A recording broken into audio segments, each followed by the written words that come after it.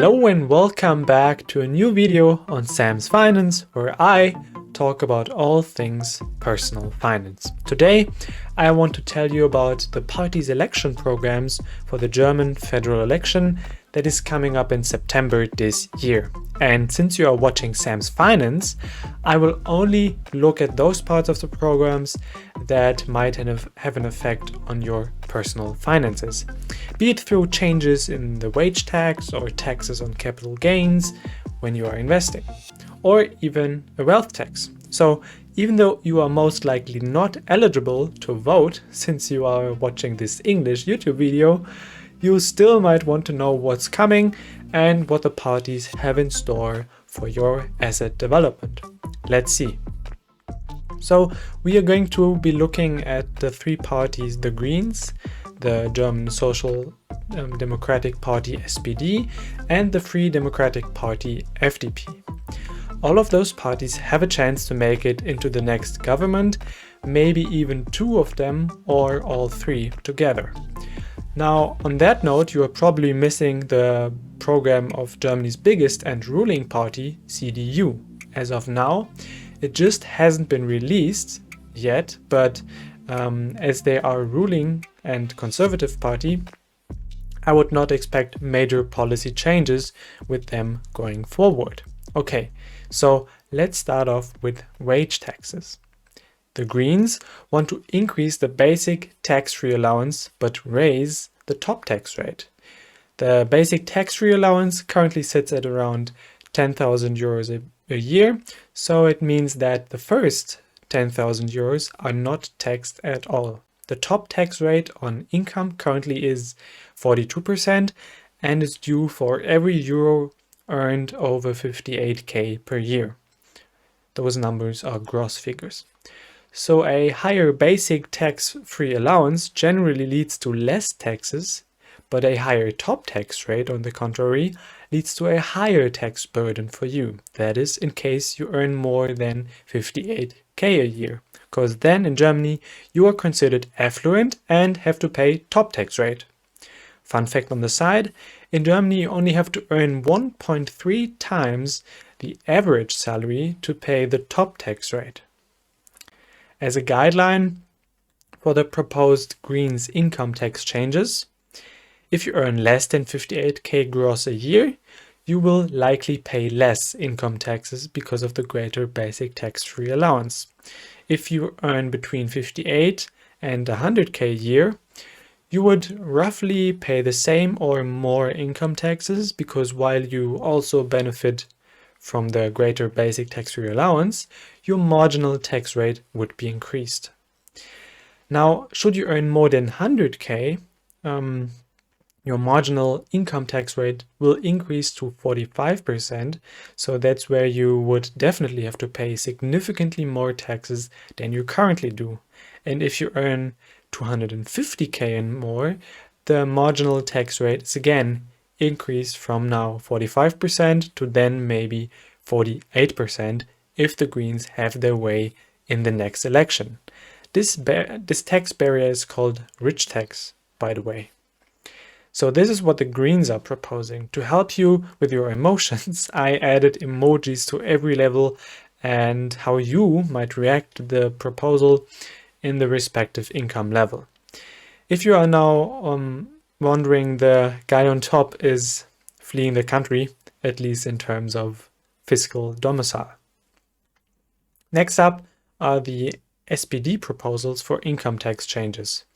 Here you buy a pig in a poke, meaning they are very vague in what they are saying. I quote, "We will carry out an income tax reform that improves small and medium incomes, strengthens purchasing power, and in return makes greater use of the top 5% to finance important public tasks." That sounds reasonably fair, of course, but keep in mind that for the SPD, medium incomes peak at 58k a year. After that, those are higher incomes. The question is how this income tax reform is going to look like. I don't understand why you don't publicize that openly. Thus, the voter is supposed to choose a party without knowing its concrete plans. What's the point? Other than this, their paper only mentions that they want to up the rich tax by 3% to 48%. Moving on to the Free Democrats, FDP, they want to reduce the income taxes for everyone, so no income group has to fear tax increases. For the FDP, medium incomes range from about 40 to 90k a year, so that's why they propose to only let the top tax rate start from 90k onwards, meaning not the first euro you earn above 58k is taxed at 42%, but only the first euro after 90k. By shifting this level upwards, they also stretch the progressive income tax rates so that everyone would have to pay less taxes. Furthermore, they want to finally abolish the solidarity tax completely, also for the high earners that are still paying this special tax 31 years after Germany's reunion.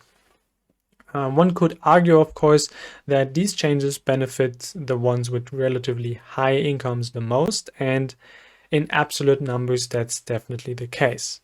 However, the taxes for everyone are reduced in the end. How the actual new income tax system would look like is unfortunately unclear here as well, but at least one does not have to expect any nasty surprise here in the form of a tax increase. Everybody would pay less income taxes, that can be said for sure.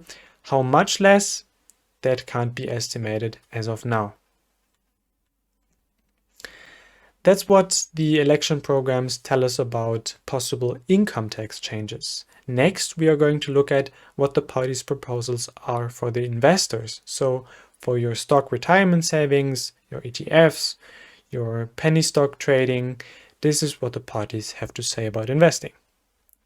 The Greens want to abolish the flat tax rate, or the flat rate tax on gains, and turn it into a progressive tax as well, where income from investments is treated just like your regular income from your job, even though it was already taxed like this when you originally earned it.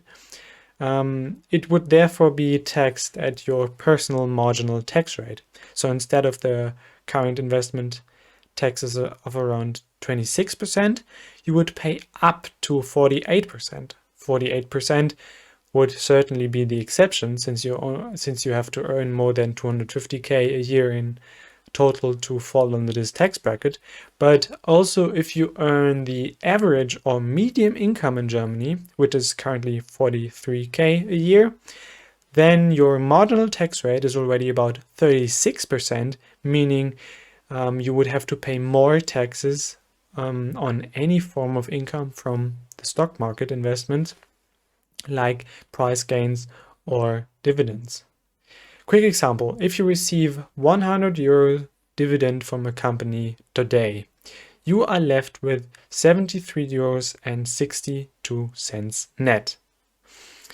If the Greens proposal gets through, then the average German, as I said, who is earning 42k a year, would only be left with about 62 euros instead of 73. And if you earn more than 58k, the 100 euro gross dividend would leave you with 57 euros only.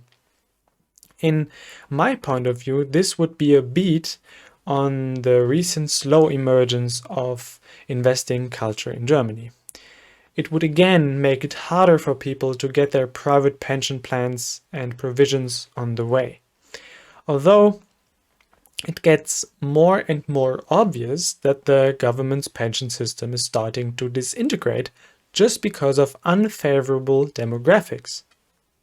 In case you're not aware, the German pension system is a pay-as-you-go scheme. The contributions you make today directly get passed on to my retired grandma. Now, this all worked reasonably well as long as the population kept growing and the wages rising. However, nowadays the German birth rate has dropped to 1.5, 2.1 would be needed to maintain the population, and at the same time baby boomers are entering retirement. This results in less and less people paying the retirement for more and ever longer living senior citizens. This obviously can't go on for many more years. And this is the exact reason why you as a younger person have to be caring for your pension yourself. There just are not going to be enough young people to pay your pension in 30 years in this pay-as-you-go scheme. This is why it leaves me speechless that the Greens are proposing to make investing less attractive for the citizens. Okay, but enough of the sidetracking, let's see what the SPD has to say. And there I have to tell you that the SPD doesn't address this topic in their election program.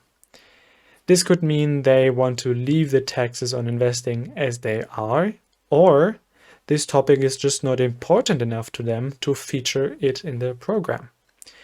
What they mention, however, is the implementation of a financial transaction tax. This is a small tax for every stock purchase of a German company.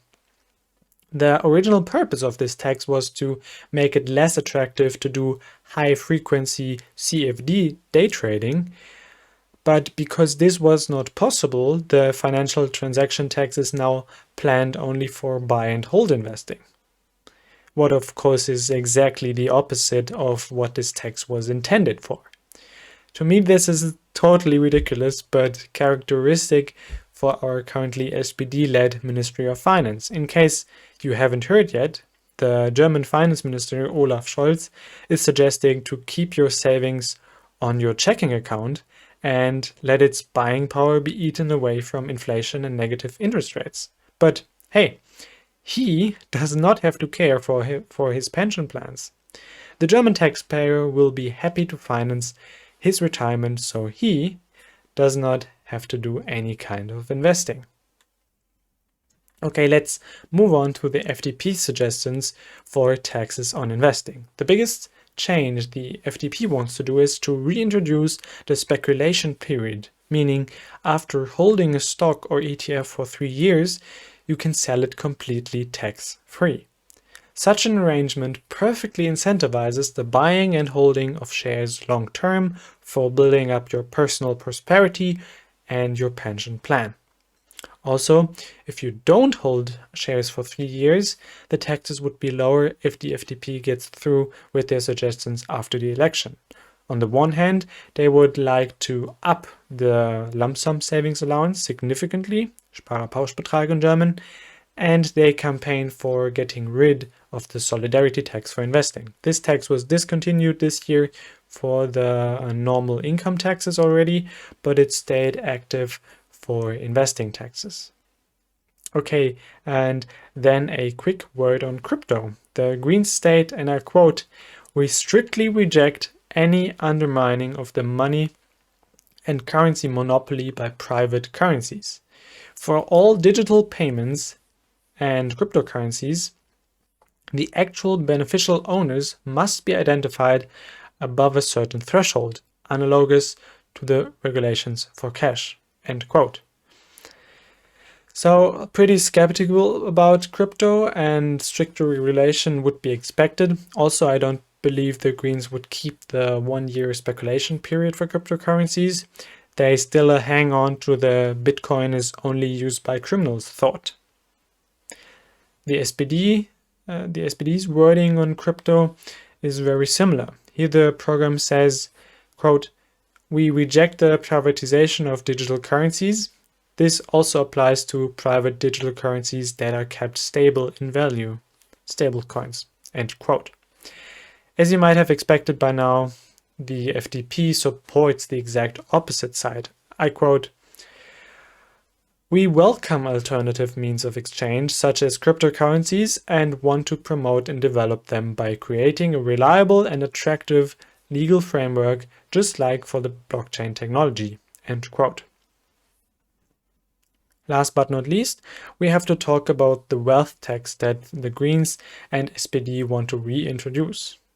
The Greens are pretty precise on this already, as they want to introduce a yearly 1% wealth tax on net worth of 2 million euros and more. That means if you have a net worth of 2 million, you would have to pay 20k every year on top of all investing and income taxes you pay already. 2 million euros might sound much and therefore far away, but keep in mind that real estate is included in this figure, whose prices have increased rapidly over the last 10 or 15 years. That results in many houses doubling or even tripling in price over this period. And that means many people got millionaires just by paying off their house and living in it. Those families are now close to paying wealth tax. As I said, the SPD is also rooting for a wealth tax. However, they don't mention the height of the tax and neither the net worth level at which it becomes effective. Here a final summary of the party's programs on personal finance relevant topics. After all, I was surprised to find out that the SPD is relatively moderate in their proposed changes compared to the Greens' suggestions. Please keep in mind that all of these proposals are still drafts, but I think they give you a good indication about what each party is campaigning for. Obviously, and as was to be expected, the Greens and SPD will most likely not help you to get ahead or incentivize you to care for your personal finances. After all, they are left-wing parties and therefore want a strong state that cares for its citizens by the means of social transfers. In order to do that, they need more tax money, and this reflects in their programs. The FDP, as a liberal party, is rooting for personal responsibility and can therefore forego the largely inefficient state apparatus in return can lower all kinds of taxes for the individual. I hope you got a decent impression about what the party's plans are for your personal finances. If you liked this video, please give it a thumbs up and don't forget to subscribe. If you have questions, leave a comment or join the Telegram group. Thank you for watching and remember to just be lekker. Bye bye.